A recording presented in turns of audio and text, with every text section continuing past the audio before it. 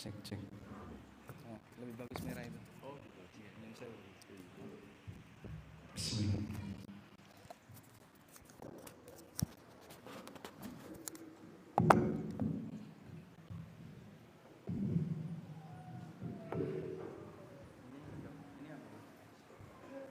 Ini sama.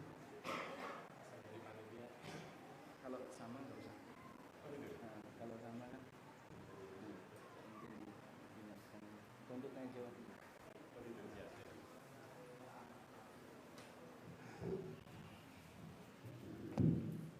Bismillah. Assalamualaikum warahmatullahi wabarakatuh. Alhamdulillahi rabbil alamin. Wassalatu wassalamu ala asyrafil mursalin Nabiyyina wa maulana Muhammadin wa ala alihi wa sahbihi ajma'in. Wa ashhadu an la ilaha illallah wahdahu la syarika lah. Wa ashhadu anna Muhammadan abduhu wa rasuluh sallallahu alaihi wa ala alihi wa sahbihi wa man tabi'ahum bi ihsanin ila yaumiddin. Alhamdulillah, puji syukur kita haturkan kehadirat Allah Subhanahu wa taala di kesempatan waktu duha menjelang zuhur, atas kesabaran para jamaah yang menunggu selama berapa lama, Bapak? Bapak-bapak duki masjid jam pinten? 7:30. Masya Allah. Ini mohon maaf Pak ya, bukan kesengajaan dari kami, tapi kesalahan jadwal. Jadi qadarullah, jadwal harus disesuaikan 2 kali, karena kita menyesuaikan untuk 3 kota, Madiun, Sragen, dan Ngawi. Bayangan saya di Ngawi itu dekat dengan pintu tol, ternyata dekat dengan badan tol. Pintu tolnya masih jauh di timur. Namun nggak masalah, ini ya bukan daerah paling pelosok yang pernah saya kunjungi, mungkin masih ada daerah yang lain. Kalau nanti dari kota sampai tujuan itu 9 jam, masuk hutan di daerah Kalimantan Tengah. Kalau di sini kan nggak masuk hutan, masuk sawah. Niki masjid napa niki? Masjid Mujahidin. Masjid Mujahidin. Mewah nggih, Pak? Mewah nggih. Mepet sawah, insyaallah. Jadi hajian sambil refreshing, lihat sebelah kanan di sini sawah. Masya Allah, alhamdulillah. Semoga Allah Subhanahu wa taala menambahkan pahala bagi Bapak Ibu sekalian yang sudah bersabar, sudah datang dari pagi meskipun kajiannya belum dimulai. Kita mau bahas tentang refreshing dari penatnya dunia. Saya nggak tahu yang bikin judul ini sinten, Pak? Panitia ya? Masya Allah, berarti panitia udah bosan untuk pribun? Oh, sawah terus. Kesel urip gitu. Baik, saya mau tanya, yang paling sepuh Yuswa pinten nih? Yang paling sepuh. Wolong dosa pundi ingkang wolong dosa? Bagong pinten Bagong? Pinten Bagong? 75. Masyaallah. 75. Ada 76. Simbah pinten Simbah? Pinten? 94. Sekawan doso. Oh Masya Allah, 94 sang doso sekawan. Masya Allah, Masya Allah. Berarti zaman Jepang nih nggih. Oh, melu angkat senjata. Alhamdulillah nggih. Semoga jadi pahala besar. Nyun sewu Bapak, engkang yuswa 75 tadi. Nggih. Kalau Bapak dikasih umur 200 tahun mau nggak Pak? Pribun? Kalau dikasih umur 200 tahun gitu mau nggak Pak? Boten kurun? Pun boten kuat. Kenapa kita nggak mau kalau dikasih umur panjang? Mau kalau sehat, awak waras, tapi arto telas kan pinter. Masya Allah. Memang yang namanya hidup ini melelahkan, sehingga banyak sekali kaum muslimin atau manusia secara umum, baik muslim maupun non muslim, kalau ditanya mau nggak sih kalau dikasih umur 200 tahun, bayangkan sakitnya di usia tua itu kayaknya sudah nggak sanggup. Wah, awak wis loro-loronan goyong ini mas, melaku linu dengkule, lungguh linu boyoke, turu linu kemeng kabeh. Merasakan betapa hidup ini tidak bisa lepas dari yang namanya rasa sakit. Dan memang demikianlah kodrat hidup di dunia. Allah Subhanahu wa taala berfirman, "Ya ayyuhal insan, innaka kadihun ila rabbika kadhan famulaqi." Wahai menungso, sak temene awakmu niku capek. Sesungguhnya kamu itu capek, kamu lelah ila rabbika menuju Rabbmu. Lelah menuju Allah niku tegese napa? Lelah menuju kematian. Sehingga siapapun yang hidup, dia pasti akan menuju kematian. Dan kondisi manusia ketika menuju kematian itu dalam kondisi capek. Famulaqi, sampai awakmu ketemu Allah, sampai orang itu mati. Dan ketika mati, dia akan menghadap Allah Subhanahu wa taala di yaumil qiyamah untuk menjalani hisab. Maka siapapun hamba, pasti dia mengalami kelelahan hidup, dia mengalami kondisi capek hingga dia mati. Di ayat yang lain Allah Subhanahu wa taala berfirman, "Wa laqad khalaqnal insana fi kabadin." Menungso niku diciptakan oleh Allah dalam kondisi kabad. Kabad niku napa, Pak? Sebagian ahli tafsir mengatakan mengalami susah, mengalami capek, dia lelah, pasti pernah sakit dan seterusnya. Sebab yang namanya bawaan hidup di dunia, menungso mesti diberi oleh Allah ujian. Coba di antara Bapak Ibu yang ada di sini, yang dari lahir sampai usia sekarang belum pernah sakit, angkat tangan. Ada? Ada, Pak? Boleh pulang duluan nanti. Ada nggak? Nggak ada. Jadi siapapun yang namanya manusia mesti nanti sakit, pasti pernah sakit, pasti pernah loro. Orang kaya sakit nggak, Pak? Sakit. Pejabat sakit nggak, Pak? Pernah nggak pejabat sakit hati, Pak? Hah? Pernah? Kenapa sering? Sehingga manusia pasti mengalami dua ini.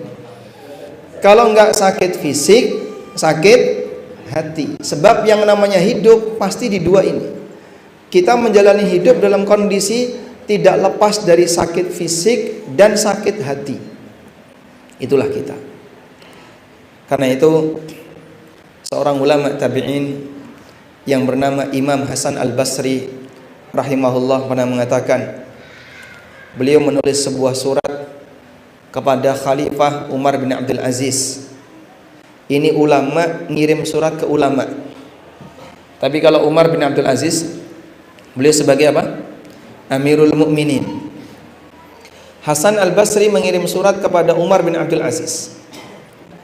Dalam surat itu Imam Hasan Al-Basri mengatakan, wa'lam anna ad-dunya daru dha'nin wa laysa bidari iqamatin wa innama unzila adamu ilaiha uqubatan. Ketahuilah bahwa dunia adalah tempat tinggal sementara, bukan tempat tinggal selamanya. Dan Adam diturunkan di muka bumi ini dalam rangka menjalani hukuman. Adam diturunkan di muka bumi dalam rangka menjalani hukuman. Sehingga tempat pertama Adam teng pundi, Pak? Di surga. Beliau mendapatkan aneka kenikmatan di surga. Allah katakan dalam Al-Qur'an, "Walakum fiha ma tashtahi anfusukum walakum fiha ma tad'un." Sifat surga itu kalian berhak untuk mendapatkan apapun yang kalian inginkan.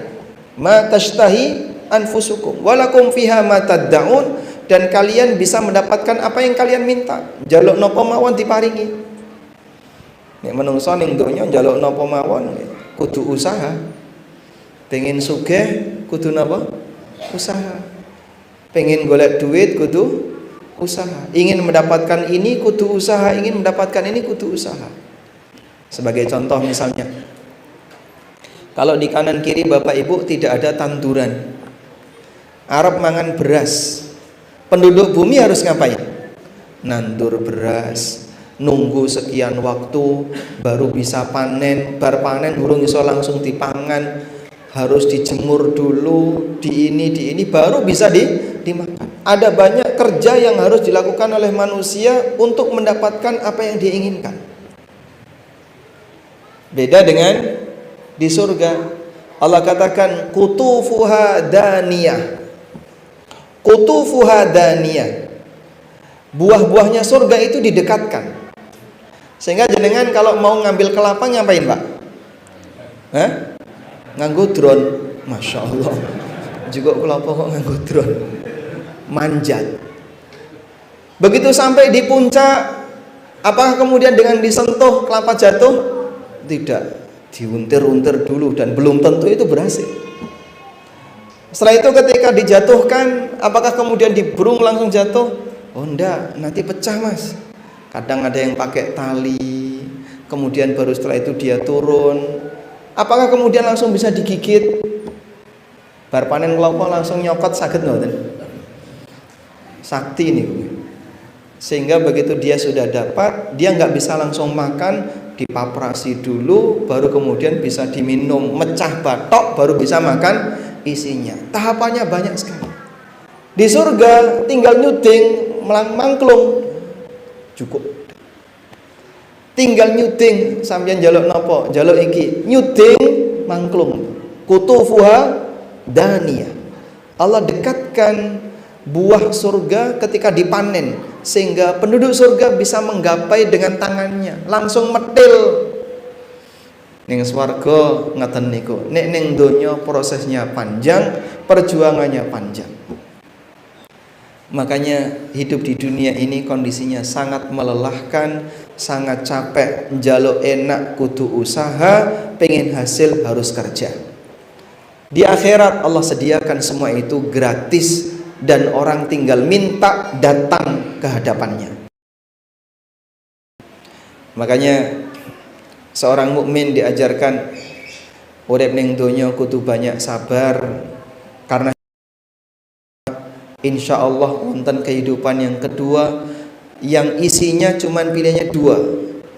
Wa fil akhirati adzabun alimun wa maghfiratun minallahi wa ridwan. Di akhirat hanya ada azab yang menyakitkan atau ampunan dari Allah dan ridhonya. Di sengsara abadi, waliyadzubillah. Maka ujian di waktu hidup di dunia dalam rangka golek bekal nalikane menghadap Allah Subhanahu wa taala di akhirat, agar kita bisa mendapatkan kenikmatan abadi. Sing luwih cilaka ana menungso urip ning donya rekoso, ning akhirate ra entuk swarga. Niku paling mesakne, Pak. Contone sinten, Mas? Kathah mboten Pak urip ning donya rekoso tapi mboten purun salat. Tanggane jenengan wonten mboten? Kathah. Mbok dijak ngaji Pak sakno Pak niku, Pak. Hah? Dijak ngaji purun mboten? Sok purun sok mboten. Niku jenengan kandhani. Awakmu kene ning donya wis rekoso, macul bendina, panasen, nek udan kodanan, durung iso tentu nikmati hasil, kowe ra gelem salat, sok ning akhirat malah mbebayani. Ada juga orang yang ketika di dunia hidupnya susah, mungkin banyak utang, usaha sering gagal, tapi senengane ning dukun, wonten mboten? Nggih. Uripe lara-laran nen golek tangga ning dukun, wonten Pak? Kathah. Masyaallah. Niki mesakne Pak. Wis ning donya uripe sengsara, uripe rekoso, di akhirat dia kehilangan modal iman. Nah, jadi pasiennya dukun. Nek jenengan dadi pasiennya dokter, niku sing ilang duite.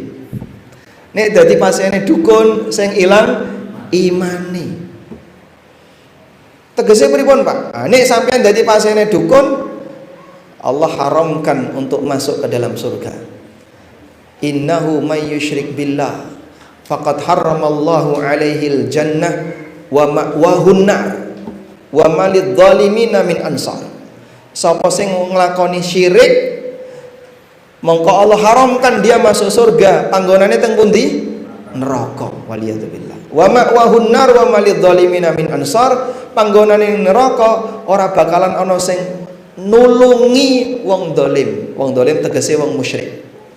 Sebab orang musyrik itu disebut oleh Allah innasyirka la dzulmun adzim. Sing jenenge syirik itu kezaliman yang besar. Andaikan penduduk dunia yang paling nikmat saja dengan semua fasilitas dia punya, misalnya piyambake tinggal di negeri yang kaya, fasilitas hidupnya serba mewah, minta apa langsung datang, dia dikasih kenikmatan yang serba nikmat di dunia, tetap orang ini akan merasakan lelahnya sakit, karena manusia tidak bisa lepas dari rasa sakit.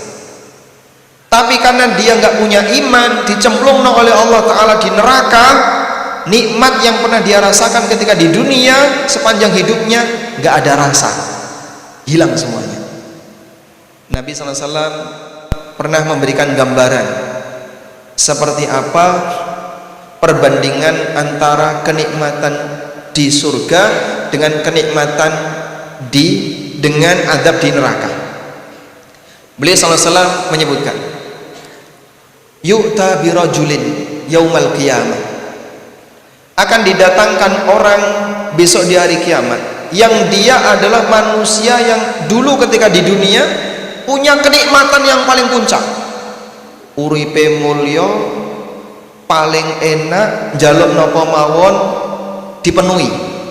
Dia adalah orang yang paling nikmat ketika di dunia. Kemudian Allah Subhanahu wa Ta'ala mencelupkan orang ini ke dalam neraka sekali celupan, dicelupkan, sudah, terus diintas. Cuman sekali celupan di neraka terus diintas. Lalu Allah tanya sama orang ini, ya Abdullah, ya fulan, hal baqiya laka min ni'amid dunya, wahai menungso, apakah kamu masih merasakan kenikmatan dunia yang dulu kau rasakan? Apa tadi ya? Ya Allah, aku tidak merasakan kenikmatan sedikit pun. Padahal nalikane orang ini urip ning donya paling nikmat. Mungkin ya pejabat tertinggi, punya kekuasaan, nek ngomong dirungokno, njaluk napa mawon dikabulkan. Fasilitas hidupnya banyak, apapun dia punya. Mungkin bojone ra mung siji, Pak. Tapi pada waktu dia di hadapan Allah di neraka, di akhirat, dicelupkan sekali celup, dintas, itu dia lupa semua kenikmatan dunia. Kemudian yang kedua kata Nabi SAW, wa yu'ta birajulin asyaddun nasi bu'san fid dunya, didatangkan orang kedua, wong sing nalikane urip ning donya paling melarat, urip ning donya paling melarat. Insya Allah nek ngaten iki teng Ngawi mboten enten nggih. Urip ning donya paling melarat. Lalu kemudian dia dimasukkan oleh Allah ke dalam surga. Cuman dimasukkan melbus dilot, kemudian disuruh keluar. Hanya dimasukkan sesaat, setelah itu dia disuruh keluar. Lalu ditanya oleh Allah Subhanahu wa Ta'ala, ya fulan, hal baqiya laka min bu'sin, wahai fulan, apakah kamu masih merasakan beratnya hidup melarat yang dulu pernah kau rasakan? Apa kata dia? Ya Allah, ma baqiya li min bu'sin syai'an. Ya Allah, aku tidak lagi merasakan sakitnya hidup sama sekali. Lali kabeh. Lali kan? Kabeh. Itulah nilai dari harga iman. Jadi senajan wong niku melarat nalikane urip ning donya, tapi dia menungso sing taat. Begitu dia masuk ke akhirat, diselamatkan oleh Allah, dimasukkan ke dalam surga, walaupun hanya sebentar, dia telah melupakan semua kondisi melarat yang pernah dialami di dunia. Masya Allah, ini nikmat yang luar biasa. Saya kalau pas bahas hadis seperti ini, kadang ingat sebenarnya pembuktiannya di dunia itu bisa kita kenali, Pak. Contohnya ngeten nggih. Jenengan ngunjuk teh manis. Ketika kita minum teh manis, kita merasakan, wah, teh ini legi. Setelah minum teh manis, makan kurma sukari. Udah? Dia makan kurma sukari. Selesai makan kurma sukari, minum teh. Loh, kok pahit? Pripun? Legine teh kalah, karena legine kalah karo kurma. Begitu selesai dia makan kurma, minum teh lagi, manisnya hilang. Perubahan dalam sesaat. Itu baru di dunia loh, Pak. Yang awalnya minum teh terasa manis, begitu dia makan kurma, manisnya kalah si teh tadi, minum teh lagi, loh kok orang lagi kaya meneh, hilang manisnya. Apalagi di akhirat yang tidak bisa dibandingkan dengan kondisi di dunia.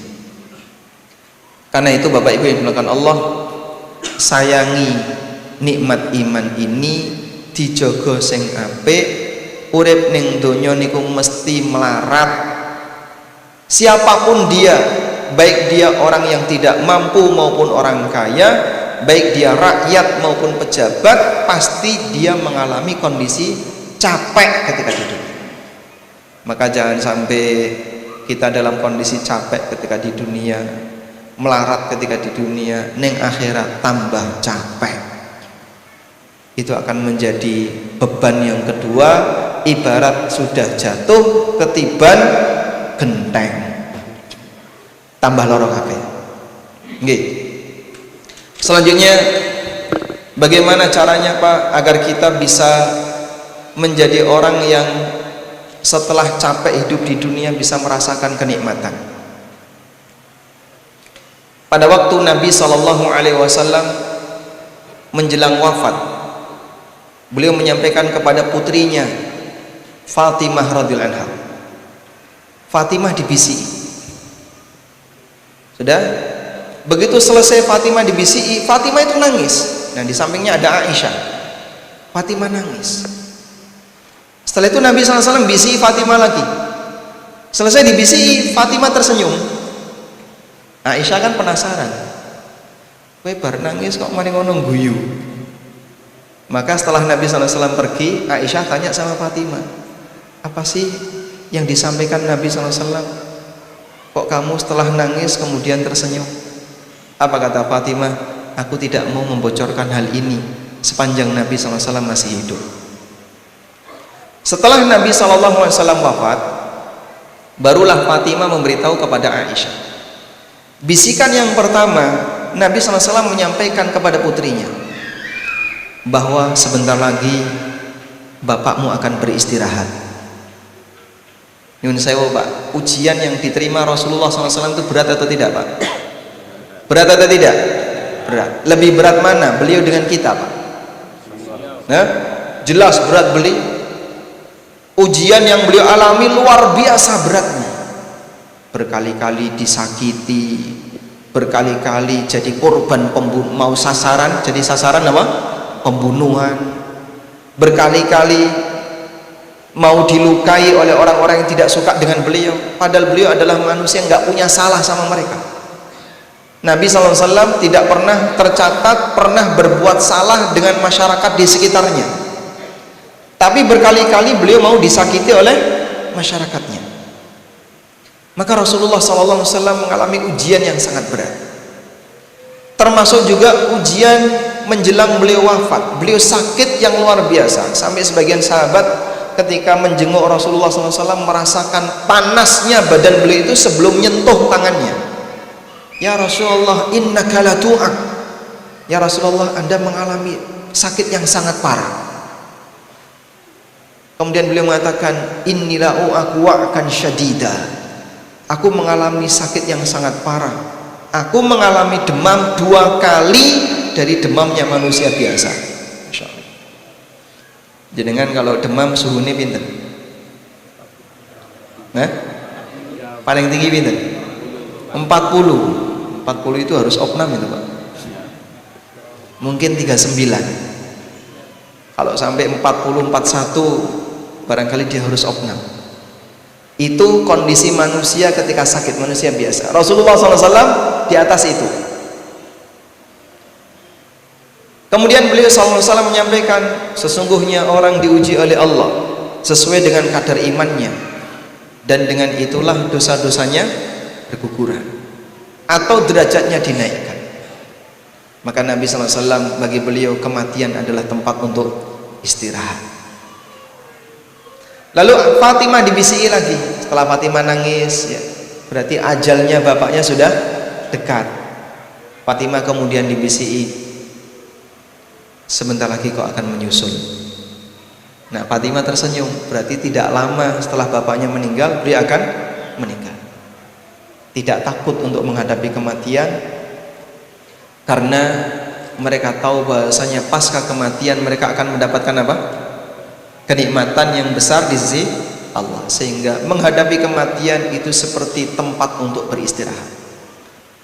Dan demikianlah doa beliau sallallahu alaihi wasallam, waj'alil mauta rahatan lana min kulli syarr. Jadikanlah kematian itu ya Allah sebagai tempat istirahat bagi kami min kulli syarrin, dari setiap kondisi keburukan. Dan itulah harapan kita.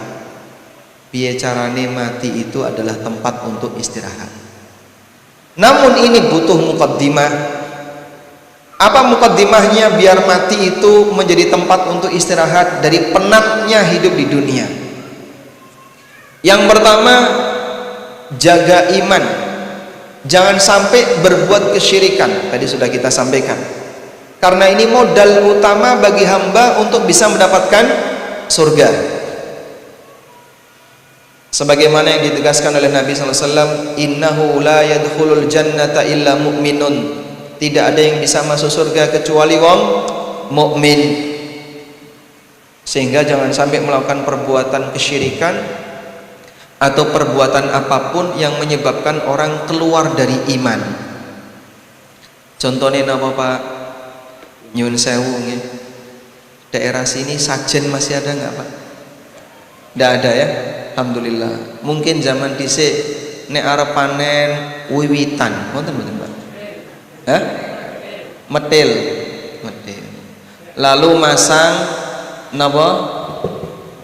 Sajen ning pojok-pojok sawah. Wonten riyen. Dia sebagai bentuk persembahan ini untuk Dewi Sri. Rupanya apa toh Dewi Sri niku? Wah, nika bidadari ya Mas. Jenenge Dewi Sri. Saking banyaknya makanya kecamatannya disebut Widodaren. Nggih, leres. Pokean apa? Bidadari. Kotanya Wali Kukun, wonten walinya. Nggih. Jenengan nggih percaya ngoten niku. Baik. Jadi keyakinan-keyakinan yang menyimpang seperti ini jangan sampai bertahan. Ojo sampai mati nggawa dosa syirik sing durung ditobati. Nek sing dhisik-dhisik pripun Pak? Nah, mulai sekarang kalau sudah mulai tahu ini enggak boleh, bertobat kepada Allah, mohon ampun. Ya Allah, ampunilah hamba yang dulu pernah melakoni syirik, sing dhisik tahu sajen, dhisik ngerti, tahu ini dan seterusnya. Perbuatan kesyirikan yang dulu mungkin pernah kita lakukan, kadang dolanan dukun, dolanan jimat, dolanan klenik dan seterusnya, taubati semuanya. Apapun tujuannya, jangan sampai ini dibawa mati. Pak, nek gelang pengobatan niku angsal mboten, Pak? Lah niku cara kerjanya pripun? Jarene nek dinggo niku terus marakno penyakit do lunga kabeh, Pak. Sampeyan diparingi sinten? Dokter napa sinten? Mboten ya, Pak. Diparingi Mbah Kaum. Bukan kaum sini ya, kaum seberang. Baik. Nggih nyuwun pangapunten, Nabi sallallahu alaihi wasallam pernah melihat ada orang pakai seperti itu. Ada orang pakai gelang. Gelang itu gelang kesehatan. Ketemu beliau dipegang tangannya. Lalu beliau tanya, "Ini apa?" "Ya Rasulullah, minal wahinah." "Ya Rasulullah, niki gelang untuk tolak penyakit wahina." Penyakit wahina niku nek bahasa kita ya penyakit kemeng-kemeng. Jadi do kemeng awake, do pegel-pegel, ini namanya penyakit wahina. Kemudian Nabi SAW langsung mengatakan, "Inziha fa in mutta wa huwa alaika." Lepaskan gelang ini. Kalau awakmu sampai mati kok gelang ini belum kau copot, lan tufliha abada, kau tidak akan pernah bahagia selamanya. Ora bakalan mlebu swarga awakmu. Copot. Yo mong kaya ngono itu enggak boleh. Apalagi jimat sing macam-macam. Ono sing jimat dengan harapan bisa kebal, anti maling, jimat anti napa malih? Anti parang dan seterusnya. Semua itu wajib dibuang. Nek duwe koleksi pripun, Pak? Aja dirawati, nggo apa kok dirawati? Ya wis ra kanggo. Tapi kan jadi senjata, Pak. Wis tayangan kaya ngono dadi senjata. Kadang pun karaten nggih. Cuman disimpan sudah apa? Karaten. Sudahlah dibuang saja. Itu enggak laku kalau dijual, daripada nanti malah disalahgunakan oleh anak cucu. Iman itu lebih penting, tinggalkan semua ini. Karena hidup ini melelahkan. Jangan sampai lelahnya kita di dunia justru nanti akan mendapatkan kelelahan yang kedua di akhirat. Nomor 1. Yang kedua, jaga kewajiban sebagai hamba Allah. Kewajiban yang tertinggi adalah kewajiban sholat. Karena siapa yang meninggalkan sholat, nggak ada kompromi. Rasulullah Sallallahu Alaihi Wasallam pernah menyampaikan, al-ahdul ladzi bainana wa bainahum as-salah, faman tarakaha faqad kafar. Perjanjian antara kita dan mereka adalah salat. Siapa yang meninggalkan salat berarti metu saka agama Islam. Makanya bener kalau ada ungkapan sing ora gelem salat nikmati rasa disolati. Karena dia tidak pernah salat, sehingga dia ketika mati dalam kondisi non muslim. Sampeyan selamatkan itu, Pak. Kasihan orang-orang yang uripe wis rekoso ora gelem salat, arep golek apa?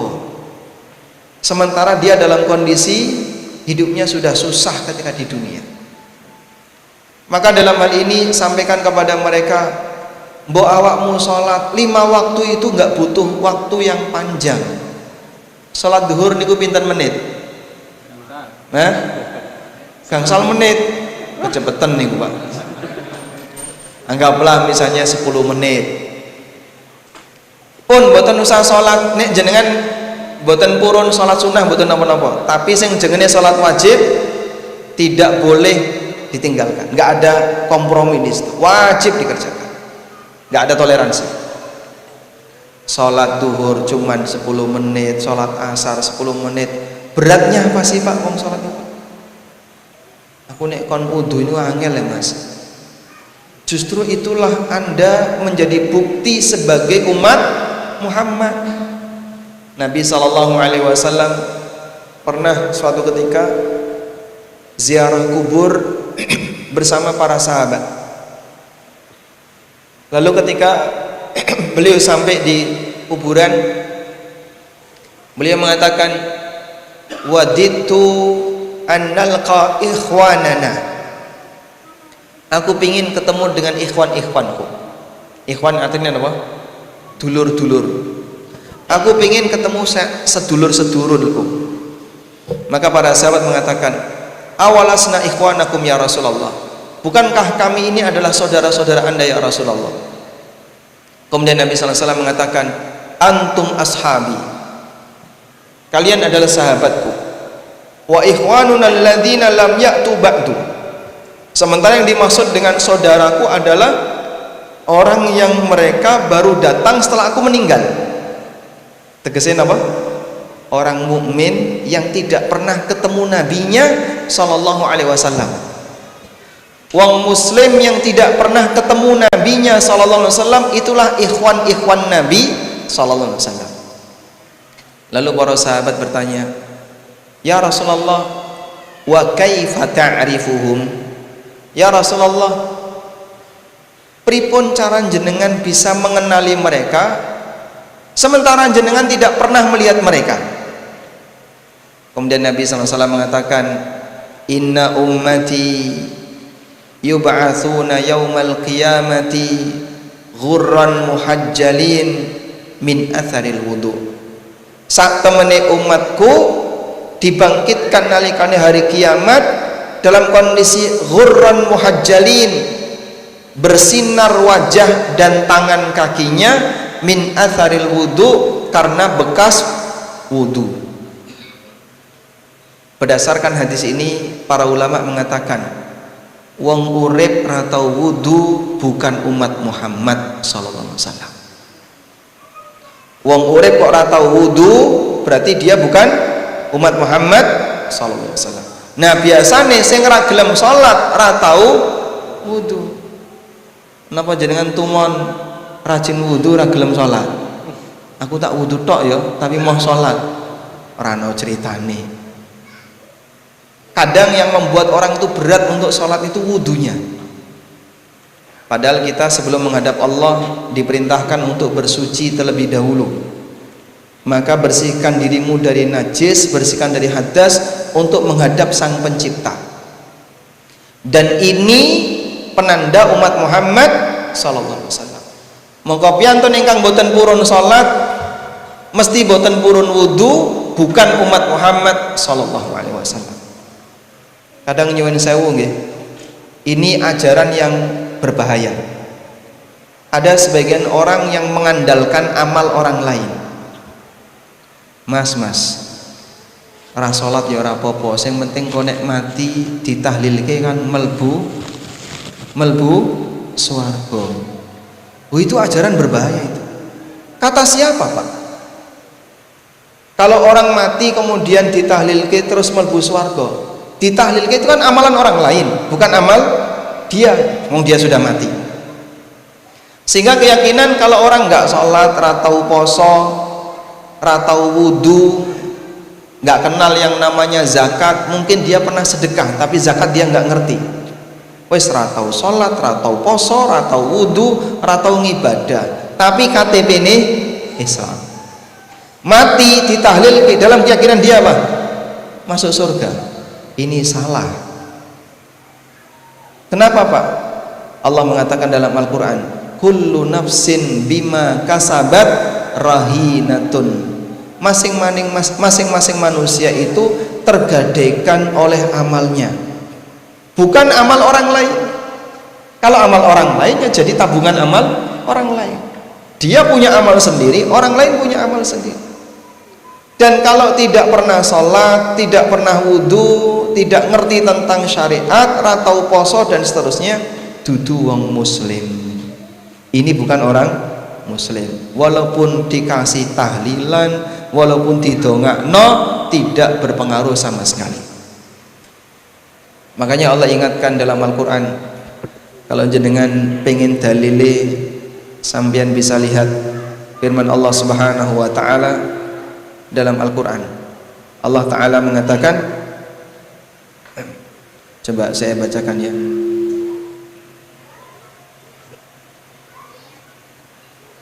di surat At-Taubah ayat 113. Surat apa? At-Taubah ayat 113. Maka nalin nabi walladzina amanu ayyastaghfiru lil musyrikina walau kanu uli qurba mim ba'di ma tabayyana lahum annahum ashabul jahim. Nabi dan orang-orang beriman tidak boleh memohonkan ampunan, tidak boleh dongakno wong sing mati musyrik alias mati bukan membawa agama Islam. Walau kanu uli kurba, meskipun yang mati itu kerabat dekatnya. Mim ba'di ma tabayyana lahum annahum ashabul jahim, setelah nyata bagi mereka nek sing mati ini bakal nyemplung neraka. Karena piyambake ra tau salat, ra tau poso, ra kenal agama, blas anti agama. Bahkan nyuwun sewu, kadang nyembah Semar. Nggih? Nyembah Semar. Tuhan Ismoyo, sehingga menurut dia siapa sih yang diagungkan? Ada dewa-dewa tertentu, padahal KTP-nya Islam. Ini sejatinya belum muslim. Orang seperti ini kalau meninggal tidak boleh disolati, tidak boleh didoakan, karena dia adalah orang yang tidak beragama Islam. Baik. Oleh karena itu percuma saja bagi manusia yang dia tidak pernah sholat, tidak pernah ibadah kepada Allah, tidak pernah wudhu, menika dudu bukan umat Muhammad sallallahu alaihi wasallam. Karena ciri umat Muhammad, dia adalah orang yang punya bekas cahaya di wajah, tangan dan kakinya karena bekas napa? Wudhu.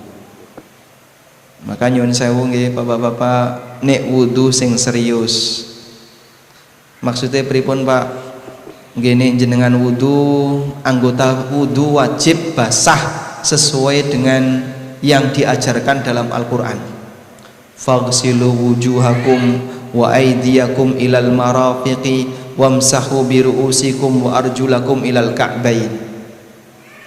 Bagian yang disebutkan dalam Al-Quran tadi, wajah harus basah semua, tangan sampai siku. Siku melu basah boten? Sikut kudu melu basah. Kadang sering saya jumpai orang wudu tapi sikute garing. Keran ini dibuka monggo yang ini Pak. Kemudian dia sodorkan tangannya di bawah keran, bagian bawah garing. Niku batal wudune. Kemudian ketika nyuci kaki, setelah ngusap kepala nyuci kaki kadang tungkae garing. Kenapa? Keran dibuka mong disentorne di depan, maju mundur kanan kiri, tungkae garing, tumitnya kering. Karena tumitnya kering terus gimana? Wudune batal. Nek wudu batal, salate batal napa sah? Batal. Nah itu perlu dihati-hati. Nyuwun sewu nggih Pak, pelanggaran seperti ini tidak hanya terjadi di masyarakat kampung, teng kota nggih kathah.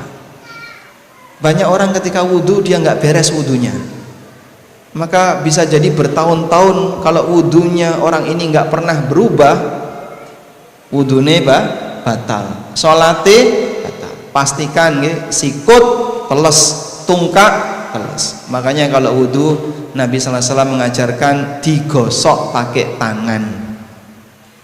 Jadi nyuci kaki ya kalau digosoki, agar seluruh bagian anggota wudhu semuanya basah. Oke. Selanjutnya, setelah kita menjaga kewajiban, kita pingin agar ketemu Allah dalam keadaan membawa bekal yang lebih banyak. Caranya pripun Pak? Perbaikilah di sisa usia. Perbaikilah di sisa usia. Baik. Yuswa pinten simbahe? Pinten? 7 dosa. Bapak melakukan perjalanan menuju Allah selama 70 tahun. Sebentar lagi mau sampai. Gitu. Loh, kita semuanya kan melakukan perjalanan menuju Allah sesuai dengan umur yang Allah berikan kepada kita. Nggih. Jenengan pinten, Pak? 55. Kurang berapa hari lagi? Pangapunten, masyaallah. Baik. Pernah satu ketika ada seorang ulama tabi'in namanya Fudail bin Iyad. Fudail ini ketemu orang, terus ditanya, "Kam marra 'alaika minas sana?" Umurmu berapa? Orang itu menjawab, "Situna sanatan," 60 tahun. Lalu Fudail bin Iyad mengatakan, "Anta tasiru ila rabbika sittina sanatan tushiku an tablugha." Bapak melakukan perjalanan menuju Allah selama 60 tahun, sebentar lagi mau sampai. Niki boten kula lho sing ngendika. Niki ulama asmane sinten? Fudail bin Iyad. Sezaman dengan Imam Malik. Engkau melakukan perjalanan selama 60 tahun, sebentar lagi mau sampai. Apalagi yang sudah 70 tahun, yang 90 tahun, berarti melakukan perjalanan selama sekian puluh tahun, sebentar lagi mau sampai. Orang tadi langsung mengucapkan innalillahi wa inna ilaihi raji'un. Wis ndredeg. Lalu beliau tanya, bagaimana caranya agar kita bisa selamat? Kemudian Imam Fudail mengatakan, jenengan bisa catat kalimat ini. Kalau kamu pengen selamat ketika ketemu Allah, kata beliau, ahsin fima baqiya yughfar laka ma madha fa innaka in asa'ta fima baqiya ukhitta bima baqiya wa bima madha. Kata beliau, perbaikilah dirimu di sisa usiamu, maka semua dosamu di masa silam akan diampuni. Jika kau masih berbuat buruk di sisa usiamu, kau akan dihukum oleh Allah dengan perbuatan dosa di sisa usiamu dan dosamu di masa silam. Niku kata kuncinya. Kita semuanya mungkin dulu punya maksiat, nggih. Saya dulu punya maksiat, Bapak Ibu mungkin dulu punya masa silam yang gelap. Udahlah, lupakan saja, kita tatap masa depan untuk yang lebih baik. Semoga Allah mengampuni kita di sisa usia kita. Wallahu ta'ala alam. Demikian yang bisa kita sampaikan, semoga bermanfaat. Wassallallahu ala nabiyyina Muhammadin wa ala alihi wa sahbihi wasallam.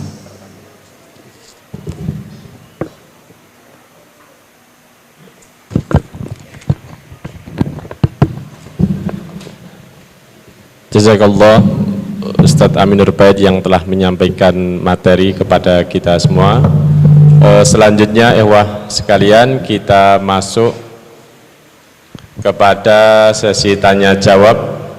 Untuk ikhwan bisa langsung menyampaikan pertanyaannya kepada Ustadz.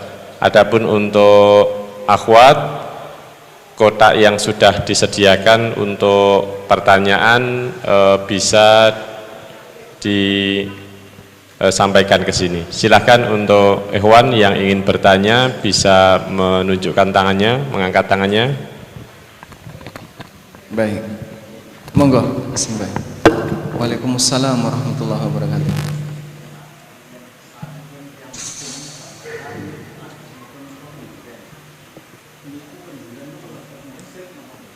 Oh ngaten. Oh nggih. Biasanya tiang dusun niku sregep kenduren. Berarti tabungannya kathah nih ngoten niku. Napa mawon nonton kenduren. Apakah kenduren itu kalebet perbuatan kesyirikan apa mboten? Kenduren itu kan syukuran gitu, Pak. Syukuran isinya makan-makan. Nggih. Kegiatan dan acara kenduren niku napa mawon selain makan-makan, Pak? Napa? Diikrarne nek niki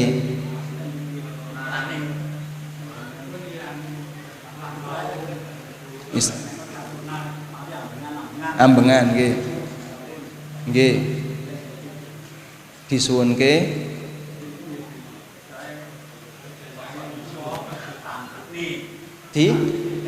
diikrarne nggih.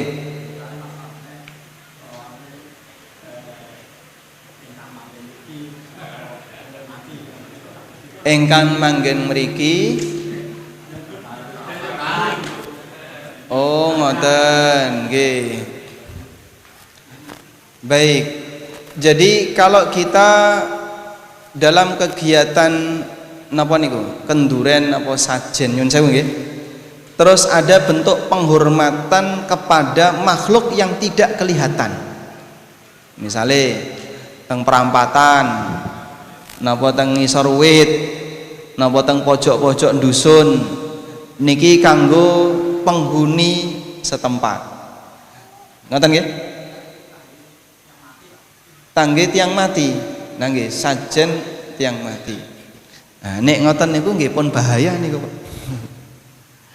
Jadi kalau ada bentuk penghormatan kepada makhluk yang tidak kelihatan, itu tidak boleh. Allah sebutkan dalam Al-Quran, jenengan bisa buka di surat Al-Jin.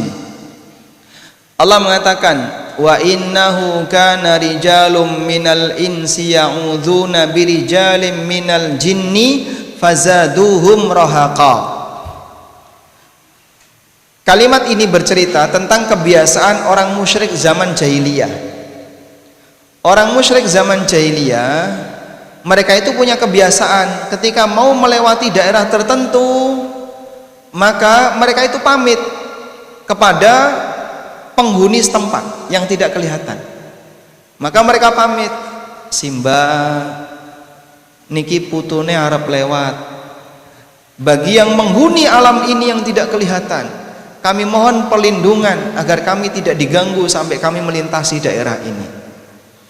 Terus mereka baru lewat. Disebut oleh Allah dalam Al-Quran, fazaduhum rahaqa, sehingga membuat mereka makin durhaka. Tegese pripun? Orang ini mohon perlindungan kepada selain Allah. Orang ini mohon perlindungan kepada selain Allah. Baik. Terus hukumnya gimana, Pak? Ini kebiasaan yang tidak bagus yang dilakukan oleh orang musyrikin jahiliyah yang disebutkan oleh Allah dalam Al-Quran. Nah, kalau seperti itu, nggih berarti boten angsal. Kita tidak boleh misalnya naruh sego sak napa? Sak napa biasanya? Sak cangkir, sak takir ya. Naruh sego sak takir. Kemudian ditaruh ning pojokan-pojokan sak takir, sak takir, sak takir, iki kanggo sing wis mati, arwah yang sudah meninggal dan seterusnya. Ini tidak boleh. Yang sudah meninggal makanannya bukan nasi. Wis mati niku makanannya apa, Pak? Hah? Dikasih nasi doyan apa mboten? Saya masih punya tetangga seperti itu di Klaten. Kula niki KTP Klaten. Wonten tangga kamar tempat simbah yang dulu sebelum meninggal beliau sakit di situ. Ada satu meja, kemudian dikasih sajen, makanan-makanan lengkap. Ya ini untuk arwah simbah. Keyakinan seperti ini salah, karena arwah itu berada di mana? Di alam barzakh. Arwah itu berada di alam barzakh. Allah berfirman, wa mi waraihim barzakhun ila yaumi yub'atsun. Di belakang mereka ada barzakh sampai kiamat. Makanya wong sing wis mati arwahnya tidak balik lagi ke muka bumi. Andaikan wong mati niku arwahnya bisa balik ke muka bumi, terus ganggu menungso dan seterusnya, ini kan malah nambahi maksiat. Kowe iki wis mati malah ganggu, nambahi dosa mboten? Andaikan arwah yang sudah mati itu bisa balik ke bumi, mungkin mereka ikut jihad ke Palestina. Mungkin loh, Pak ya. Tapi kan nyatanya tidak demikian. Nggak pernah ada ceritanya tentara Israel kerasukan. Tentara Israel kerasukan oleh arwah penduduk Indonesia yang mereka ikut berjihad melawan Israel. Ada nggak kayak gitu, Pak, beritanya, Pak? Tidak ada. Sehingga kalau memang benar arwah itu kalau balik ke bumi inginnya apa? Saya pengen beramal untuk perbuatan yang belum pernah aku kerjakan. Tapi tidak demikian. Kadang bayangan orang arwah kalau balik meden-medeni. Nah, medeni kan nambah dosa. Wis mati malah nambah dosa. Makanya nggak ada ceritanya arwah kalau sudah mati bisa balik. Sehingga tidak boleh ada model dikasih sak takir sego, sak takir ini untuk sajen kepada arwah-arwah, itu nggak boleh. Nanti malah masuk sebagai praktek yang tadi disebutkan oleh Allah di surat Al-Jin, kebiasaan buruk orang musyrikin. Nggih. Ini ada pertanyaan. Assalamualaikum warahmatullahi wabarakatuh. Waalaikumsalam warahmatullahi wabarakatuh. Apakah boleh suami menjadi wali nikah atau menikahkan putrinya jika sholatnya masih bolong-bolong, bahkan kadang tidak sholat? Kalau beliau tidak pernah sholat sama sekali nggak boleh, karena tadi sudah kita sampaikan bahwa yang tidak pernah sholat, orang tahu wudhu, bukan umat Muhammad sallallahu alaihi wasallam. Dan seorang muslimah tidak boleh ketika nikah diwalikan oleh orang yang bukan umat Nabi Muhammad sallallahu alaihi wasallam. Terus bagaimana Pak kalau seperti itu? Maka piyambake dikongkon tobat riyen, sampean tobat agar bisa jadi wali nikah. Nah, monggo Mas. Siap mikrofon. Langsung saja. Bismillah. Assalamualaikum warahmatullahi wabarakatuh. Waalaikumsalam warahmatullahi wabarakatuh. Sebelum saya menyampaikan pertanyaan, mungkin ada yang perlu saya sampaikan kepada jemaah Masjid Mujahidin. Saya dari Magetan. Masya Allah, alhamdulillah baru pertama kali juga sampai di sini. Di awal juga saya mendengarkan dari Pak Zainuddin ya, mengenai sejarah perjuangan dakwah yang ada di sini. Saya pribadi mengucapkan jazakallahu khairan, barakallahu fikum. Semoga perjuangan dakwah bapak-bapak di sini mendapatkan pahala di sisi Allah Subhanahu wa taala. Saya juga dari Magetan mempersilahkan kepada bapak-bapak jamaah Mujahidin barangkali dolan ke Magetan, cari masjid yang namanya Masjid As-Sakinah. Nanti insya Allah kita akan dengan tangan terbuka. Jadi di sana itu juga merupakan saksi sejarah perjuangan dakwah yang ada di kota Magetan. Atau mungkin jenengan nyari besan di sini nggak? Oh, monggo. Jadi untuk pertanyaan saya ada 2 pertanyaan Ustaz. Saya rapel, mungkin Ustaz lupa atau masih ingat. Kita kemarin bertemu di Masjid Asyifa Ponorogo. Masih ingat. Alhamdulillah. Jadi sebelum pertanyaan juga saya juga mau menyampaikan Ustaz. Saya itu kan di Magetan berjalan ke Ponorogo itu kan ada pekerjaan di masjid itu.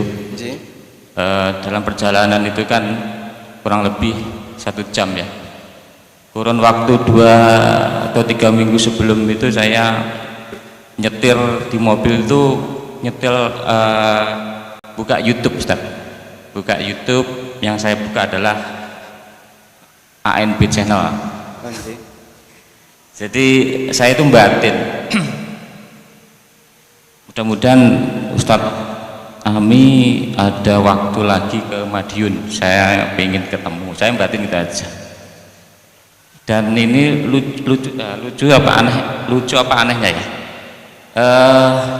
Saya itu malah tidak tahu kalau ada jadwal Ustadz Ami ada di Masjid Asyifa Ponorogo. Padahal tempat saya bekerja persis di depan masjid tersebut. Ya, qadarullah, tiba-tiba istri saya memberikan chat di WA saya, memberikan jadwal Ustadz Ami. Loh, Masya Allah kan. Terus ketika paginya saya pagi-pagi kepingin segera ketemu dengan Ustadz, tapi kayaknya Ustadz sudah istilahnya bertemu dan bercengkrama dengan beberapa pengurus di Masjid Asyifa. Saya mau mendekat tapi apalah saya. Tapi alhamdulillah tidak disangka-sangkakan Ustaz.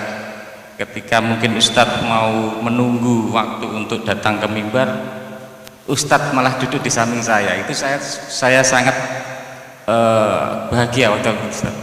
Saya ingin meluapkan kebahagiaannya itu dengan bersalaman dan selfie. Jamaahnya bingung, pertanyaan bagian mana ya? Iya. Yang bingung jamaahnya buatan kulo Pak. Iya, maaf. Jadi ini pertanyaan pertama. Ini sebenarnya pertanyaan yang ada di Masjid Asyifa. Jadi kan ini amanah pertanyaan. Jadi saya sampaikan sini, mohon maaf. Saya juga mohon izin. Jadi untuk kajian di Masjid Asyifa kemarin itu kan temanya adalah untukmu yang sedang sakit hati. Jadi ada titipan pertanyaan, bagaimana cara mengatasi sakit hati atas kekecewaan, pengkhianatan yang dilakukan oleh orang terdekat. Sedangkan kita mau tidak mau kita harus bertemu orang ini setiap harinya. Bagaimana cara untuk memaafkannya? Itu yang pertama. Baik. Atusipun cekap setunggal mawon nih Bapak. Ini karena sebentar lagi kita mau azan. Kurang berapa menit? Kurang 4 menit ya. Hah? Okay. Baik. Kurang 5 menit. Sholat duhurnya diundur. Oh, okay. Satu dulu Pak ya. Oke, siap. Makasih. Baik, bagaimana cara memaafkan orang yang mengecewakan kita sementara yang bersangkutan adalah orang terdekat kita. Orang terdekat itu bisa suami, istri, anak, orang tua, dan seterusnya.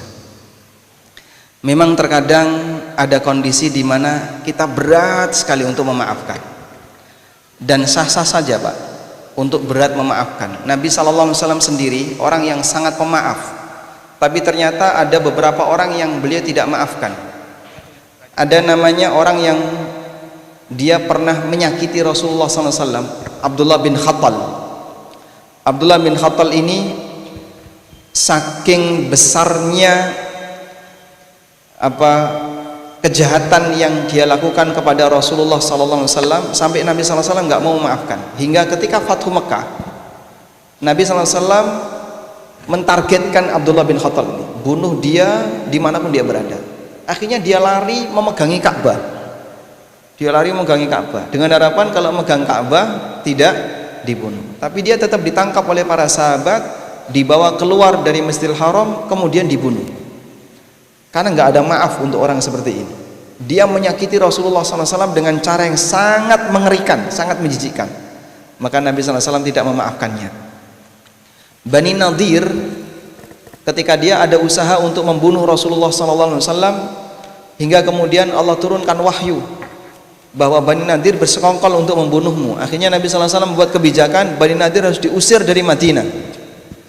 Akhirnya Bani Nadir disuruh pergi. Mereka kemudian pergi meninggalkan kota Madinah menuju Syam.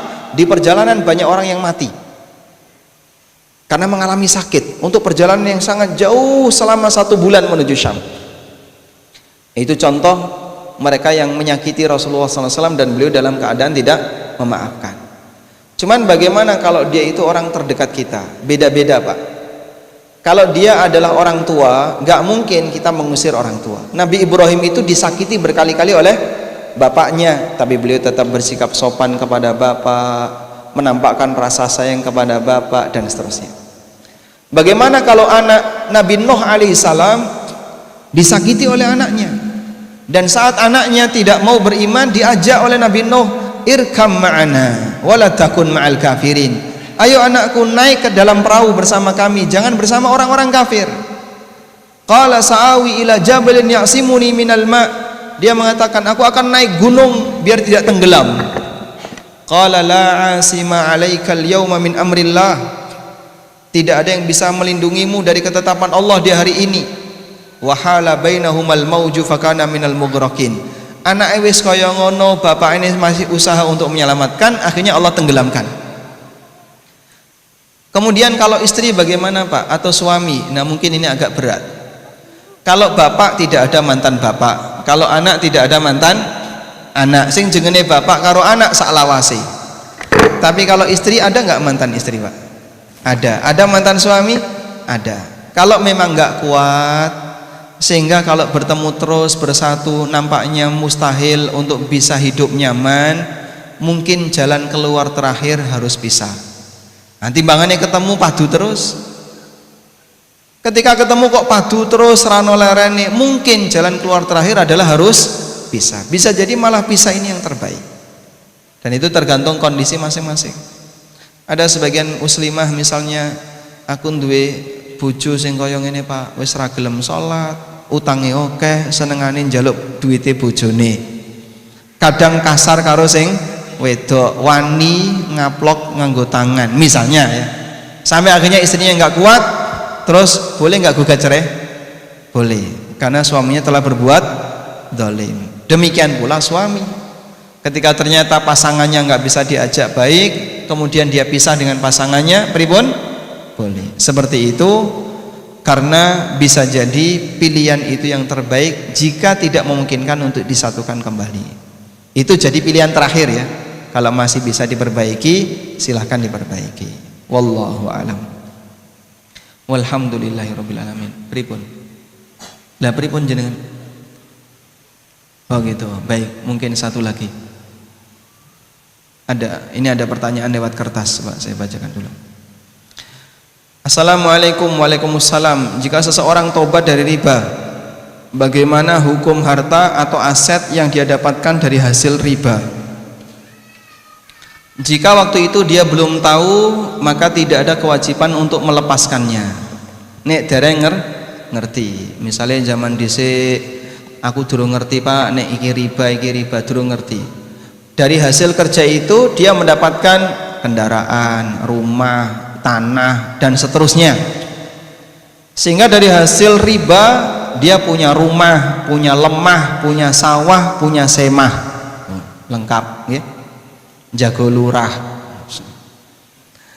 Terus pripun? Karena dulu belum ngerti, ya sudah. Dia tidak perlu mengembalikan karena dulu belum ngerti. Wallahu a'lam. Waalaikumsalam warahmatullahi wabarakatuh. Saya mau bertanya bagaimana apakah kita tawakal dan kaitannya dengan kesyirikan yang pada waktu itu kita belum tahu, kita belum kenal dengan bapak sunnah. Terus sunnah kita dulu dipakai kesaksian. Katakanlah benang tiga warna.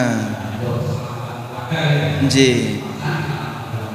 Rumah, terus kemudian kita sekarang juga ikut latih, tahu bagaimana perbedaan syirik, bagaimana cara kita sementara rumah sekarang sudah dibagi, harus dibuat. Oh ngaten. Nggih. Mungkin itu lebih ringan, Pak. Dulu sahabat tuh syiriknya masya Allah, sujud di depan berhala. Dan mereka itu kan punya 360 berhala. Sebagian ulama menjelaskan kalau mereka nemu berhala baru yang lebih bagus, maka berhala lama disingkirkan. Karena tidak boleh lebih dari 360. Kita kan nggak sampai seperti itu ya. Sehingga kalaupun kita misalnya dulu pernah berbuat syirik, ya mungkin syirik di dunia jimat, di pageri dan seterusnya. Terus tobatnya gimana? Kalau jimatnya bisa ditemukan, ambil, buang. Itu tobatnya. Kalau nggak bisa ditemukan, ya sudah, anggap saja sudah nggak ada. Ada salah satu masjid di Jogja yang waktu dibangun itu mendem, ya, nanam kepala kerbau. Padahal bangun masjid loh, Pak. Mau bangun masjid itu nanam kepala kerbau. Wah, dan dulu acara sebelum bangun masjid itu jadilan begitu, sering dipakai untuk acara-acara yang nggak benar. Masjidnya megah sekali, besar. Allah Subhanahu wa Ta'ala tidak mengabadikan amalnya walaupun masjidnya megah, sepi, sehingga tidak banyak orang yang sholat di situ. Maka terkadang rumah yang masih ada pagar-pagar dan jimat-jimat itu jangan dibiarkan. Nek iso nemu jimate, segera diambil, hancurkan, buang, ya, dirusak. Tapi kalau nggak ketemu, anggap saja sudah tidak ada. Wallahu a'lam. Baik, mekaten ingkang saged kula aturaken, mugi dados ilmu yang manfaat.